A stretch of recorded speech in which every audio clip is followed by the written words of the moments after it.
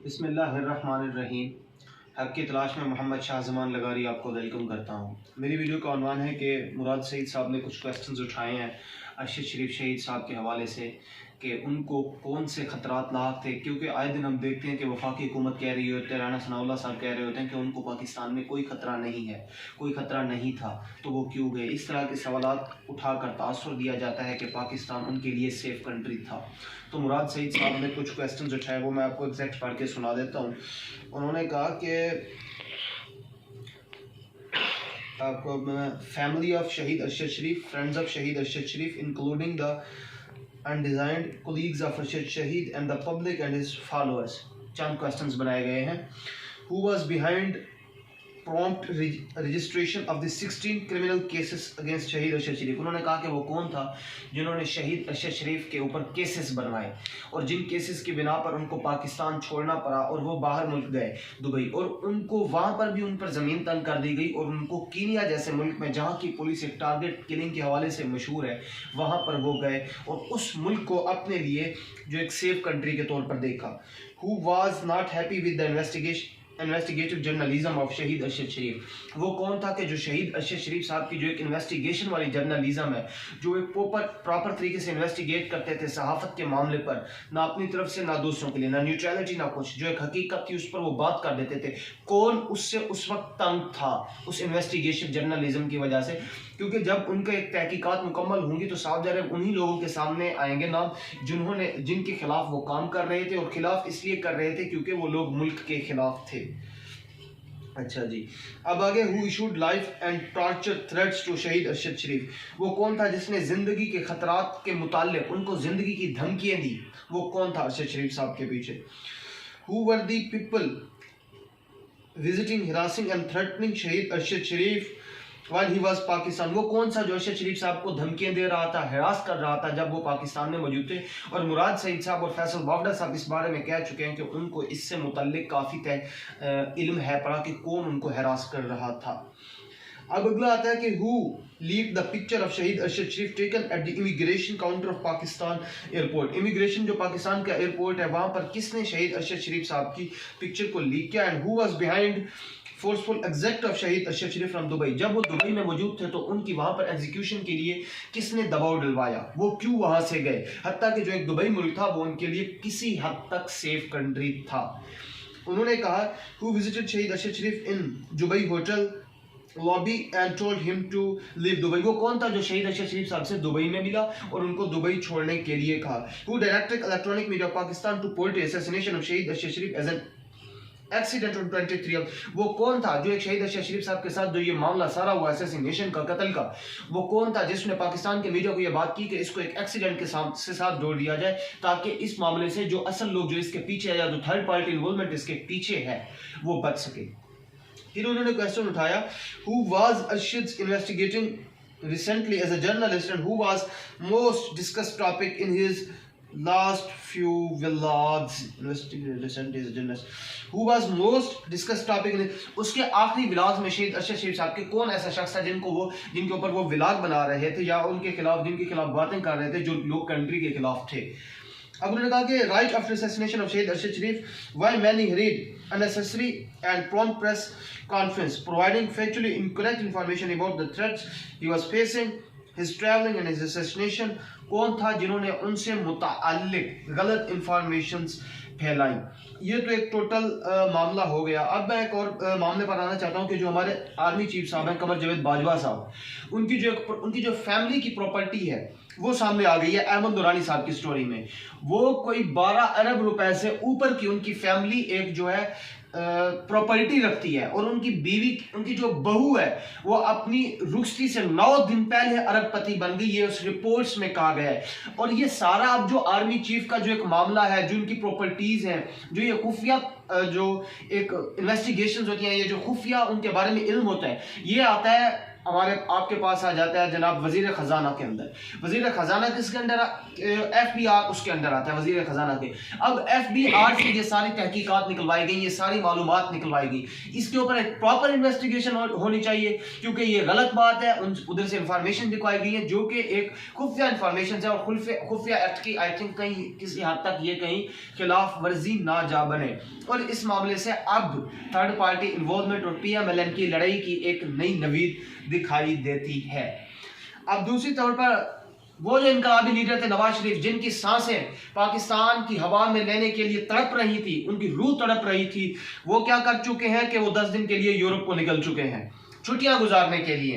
5 मुल्कों में वो छुट्टियां गुजारेंगे। वो इनकलाबी लीडर जिसके प्लेटलेट्स की तादाद कम थी, वो इनकलाबी लीडर जिसका पाकिस्तान के लिए सफर ममनू था, वो इनकलाबी लीडर जिसका एयरपोर्ट तक पहुंचना डॉक्टरों ने बहुत ही ममनू कर दिया था क्योंकि इनकी जान को खतरा है, वो इनकलाबी लीडर जो कभी भी पाकिस्तान पर मुश्किल वक्त आया तो वो पाकिस्तान को छोड़कर बाहर चला जाता है। आज उसकी तबीयत बिल्कुल सेट हो गई, और वो इसलिए सेट हो गया, कहीं ये भी इसके पीछे वजह हो सकती है कि तस्नीम हैदर साहब ने जो इंकशाफात किया है, क्योंकि उन्होंने लंदन की पुलिस को भी कहा है और लंदन की पुलिस उनको गिरफ्तार भी कर सकती थी। क्या इसके पीछे ये एक रीजन हो सकती है? जी हाँ, हो सकती है। अब वो जी 10 दिन के ट्रिप पर चले गए हैं, और उनके साथ कौन थे जी? नवाज शरीफ, मरियम नवाज का आई थिंक बेटा है, उनकी बहू है। तो पहले तो दुनिया न्यूज ने खबर दी कि नवाज शरीफ को इनके डॉक्टर ने मशवरा दिया कि वतन वापसी से कबल इलाज के लिए अमेरिका जाए। कितनी थर्ड क्लास जर्नलिज्म है, कितनी थर्ड क्लास न्यूज है, इन्वेस्टिगेशन है इन न्यूज चैनल्स को, जो चंद माह कब, जो बाकी 3 साल कब, जब नवाज शरीफ जा रहे थे बता रहे थे कि वो बीमार है, वो मर जाएगा, ये हो जाएगा, वो हो जाएगा, शीरी मजारे की आंखों में वो आ गया, आंसू आ गए, इमरान खान साहब ने कहा था। तो वो इनकलाबी लीडर अब निकल रहा है। अब इन्होंने दुनिया न्यूज वाले ने क्या किया, ये भी कहने की कोशिश की कि हाँ अभी भी अमेरिका के लिए इलाज लाजमी है पाकिस्तान में वापस आने के लिए, लेकिन इनको शर्म आती नहीं होगी, डूब के मर जाने का मकाम है इन लोगों के लिए। फिर इन्होंने खुद पोस्ट की कि नवाज शरीफ, मरियम नवाज और दीगर अहले खाना के हमला यूरोप रवाना हो गए हैं। ये आपको अहम खबर दे दी मैंने। और अब इसके अलावा एक ट्वीट किया गया जनाब साबिर शाकिर साहब की जानिब से, बल्कि एक ट्वीट हुआ, मैं आपको उसकी टोटल बता देता हूं कि नवाज शरीफ साहब के पास एक और ठिकाना है पड़ा लंदन के अलावा, वो है न्यूजीलैंड का। इसको एक एंकर साहब ने ट्वीट किया, लेकिन वो इस चीज को उन्होंने गलत किया, क्रेडिट देना चाहिए था पाकिस्तान अवामी तहरीक को।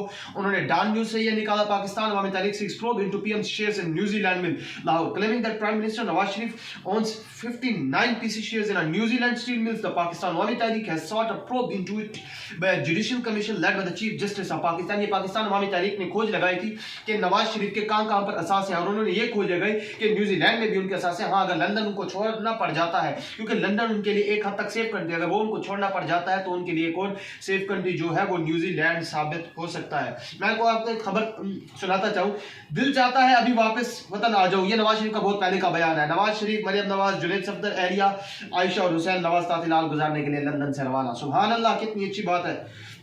अब जी अगली बात है कि इमरान खान साहब ने कहा है कि मैं 26 नवंबर को इनको सरप्राइज देने वाला हूं। Don't know which is sort of surprise he is gonna do, he is gonna give.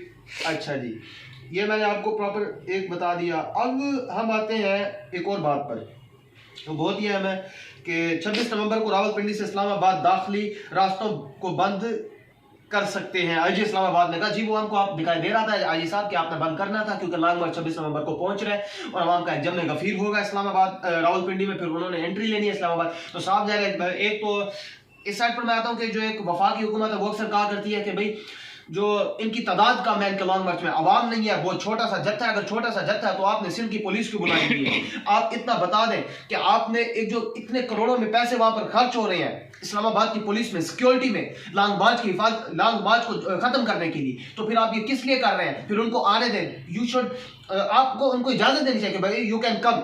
अब एक और बात है कि वजीर दाखिला साहब ने कहा है, जो आपके वजीर दाखिला साहब हैं, क्या नाम है यार वजीर दाखिला का, नाम मुझे भूल गया अभी, राणा सनाउल्लाह साहब, उन्होंने कहा है कि इमरान खान को ना बाहर के जो मुमालिक की एजेंसी है उन्हीं से खतरा है। जी ठीक है, अगर उन्हीं से खतरा है तो आप इतना बात बताते चले, आप पाकिस्तान के इंटीरियर मिनिस्टर हैं, इस्लामाबाद आपके अंडर होगा, तो आपको उनको सिक्योरिटी देनी चाहिए कि भाई हमारे एक मकबूल लीडर को था ना एक डर था अटैक होने का, मरने का, तो हमने उनको सिक्योरिटी दी, तो आपको सिक्योरिटी देनी चाहिए। आप बाद में आप किसी पर बात, और एक और बात करना चाहें कि PMLN और एस्टैब्लिशमेंट की आपस में लड़ाई एक बार फिर शुरू हो चुकी है।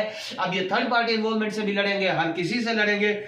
अब ख्वाजा आसिफ साहब ने कहा है कि मैं आपको बता, ख्वाजा आसिफ साहब ने कौमी असम्बली में कहा है इस्टेब्लिशमेंट इसके बाद डायरेक्ट हुक्मरानी नहीं की, 36-35 साल इस्टेब्लिशमेंट ने बरह रास्त हुक्मरानी की।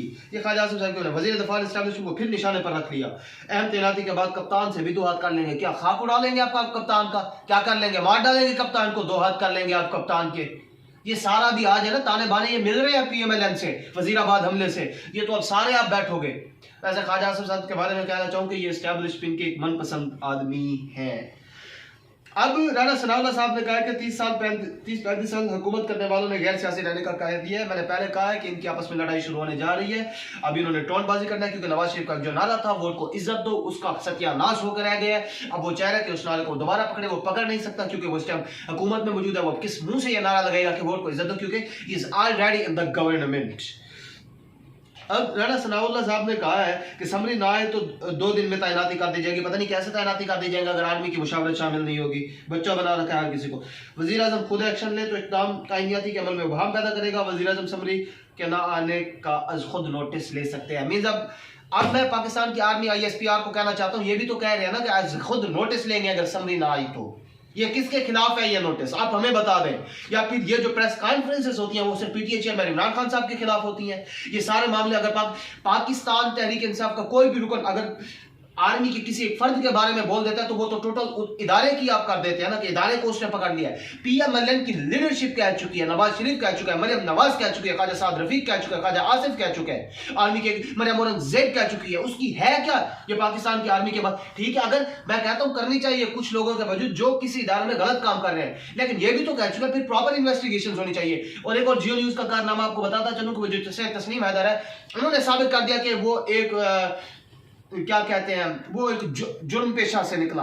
तो वो फला भाई साहब जरा जुर्म पेशा से था तो अभी तो नवाज शरीफ ने उसको कहा था कि भाई इधर बंदे मारने में शूटर प्रोवाइड करो। सीधी सी बात है, आप इसको अब क्या कर। अब ये वही जो न्यूज है जिसने उमर मंजूर को तो बिठा दिया था टीवी पर वाज केस में इमरान खान साहब के लिए, जिसका टोटल रिकॉर्ड ही जुर्म वाला है, जिसका अपनी बीवी के साथ इशू चल रहा है, बच्चों के मामले में इशू चल रहा है, जिसका हर अगले कंट्री में इशू चल रहा है, उसको तो आपने बिठा दिया था। अब जियो की मुनाफकत चेक करें। जियो की ये जो सहाफत है, इस सहाफत का 3rd क्लास भी नहीं होगी, 3rd क्लास से भी गिर चुकी है जियो न्यूज की सहाफत और इसकी कवरेज। इन्होंने अब उसको तो कह दिया तो आपने उस एग्जाम्पल मैं वो कह दूं डैश को भी कह देते आप लोग।